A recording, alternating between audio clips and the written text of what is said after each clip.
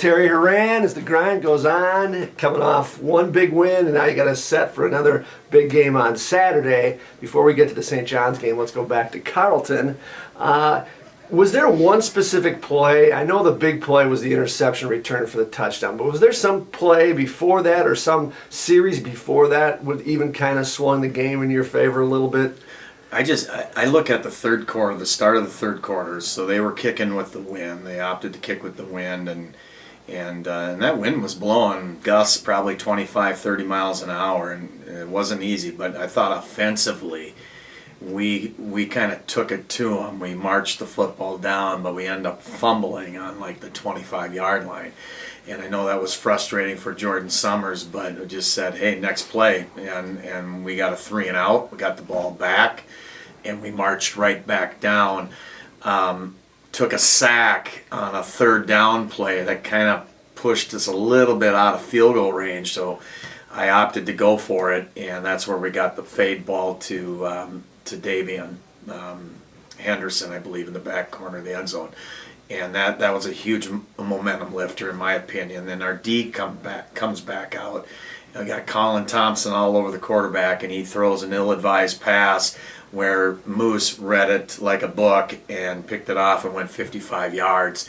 Right then and there, I think we took the wind out of their sails, and that pretty much chewed up the entire third quarter, which was huge for us. You talk about the third quarter. This year, the third quarter has been really good to you guys. You guys are outscoring your opponent. I think it's 42-0.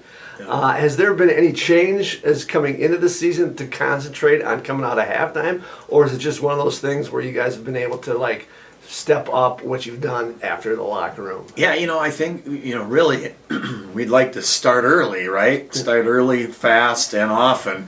Hasn't been the mojo offensively, but D-wise, our Ds have been really locked in playing solid for really 4 quarters. Offensively, we've done some really good things in the first half, so a little slow start, but the second half has been kind of where we have taken off.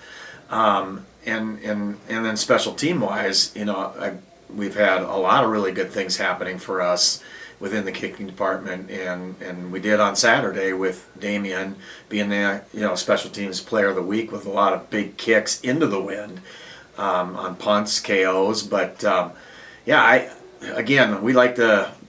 like to get out of the gates fast and furious and do it often, but it's not always the case.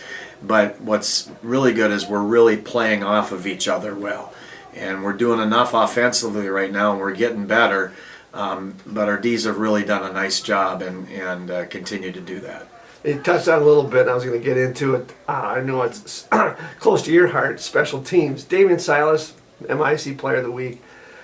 He's 14 for 14 on extra points this year. Has his kicking game improved over the years as far as maturity-wise, or is it technique-wise? I think a little bit of everything. And I will tell you this, we practice in the mornings, and the lights are on, and I'm opening up gates, and we're getting equipment out. He's the first one on the field. There's an attention to detail that he's having this year that, not that he didn't have in the past, but I think this is his last ride, and he's going out in style. And I told him this in our team meeting the other night. I said, you're kicking the ball as well as you've kicked it, and he's been stellar for us for 4 years. And that's saying a lot, right? So he's in a groove. He feels good. We got a really good battery with Noah Lacey and Cooper Mattern. So their operation is really solid from a timing perspective. But I really like where he's at right now. All right, let's go forward now. You get the St. John's game, playing the number 4 team in the country. Is it going to be you have the best defense in the league as far as points allowed, and they have the best offense as far as points put on the board. Is it going to be that matchup that's going to be key, or is it going to be on the other side of the ball? What's your offense against their defense? I just think when you play St. John's, you've got to be sound in every facet of the game and all 3 phases of the game. They got an electrifying offense. They've got probably the best quarterback in the league, and Aaron Severson, and he's played a lot of football. He's been slicing teams apart. He's got a lot of weapons, and he uses them all too. So obviously, and he's got a good front. His front 5 are pretty solid. They do a nice job in pass pro, you know, and they've got a decent enough running game too to kind of mix in the play action stuff. He's solid, right? So we got our work cut out for us. But I like the way our D's playing, but we got to slow these guys down somehow, some way. And then, offensively against their D, again, they're aggressive, they're athletic, they run well. We got to find ways to stay on the field, continue to move sticks and score points. And then special teams is kind of the caveat. I think we just gotta, we've got to try to find a way or two to, maybe steal a possession or get a big play of some sort within specials. Over the years when we've played these guys and had some success, some special teams plays have helped us, and that's got to be the case because we can't make any mistakes against these guys. Now, talking about the offense, you can only pick one. You get time of possession that you take, you get turnovers, you better them in turnovers, or your first down play is successful. Which of those three? Oh, man. Well, time of possession in the new spread, back in the old triple option days, I would have said time of possession. If we were at 38 to 40 minutes, that's what I would take. It's kind of out the window with spread offenses. So it'd either be first down play or turnovers. And obviously, I think turnovers, we've got to stay away from that, right? Because that gives them the ball back. Obviously we want big plays on first down, but you also got 2 more downs to kind of make something happen there too. But we can't turn the ball over against these guys or they'll make you pay.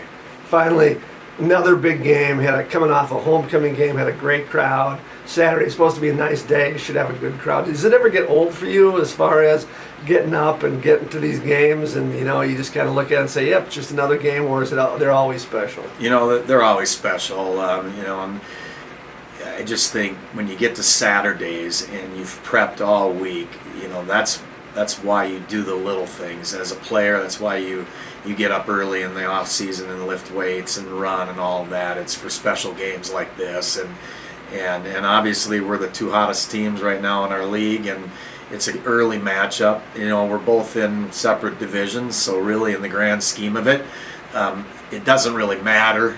I mean, it does matter, but yeah, our division is our most important piece, but it's certainly one we circle because why wouldn't you? I mean, forever Concordia and St. John's have had great battles, and there's a lot of respect between the 2 programs. We know it's coming at us, and I would hope that they know what's coming at them too, and it should be a great matchup, and let's get a lot of great people. Let's get people out for this game. This could be a fun one. Good luck on Saturday. Thanks, appreciate it.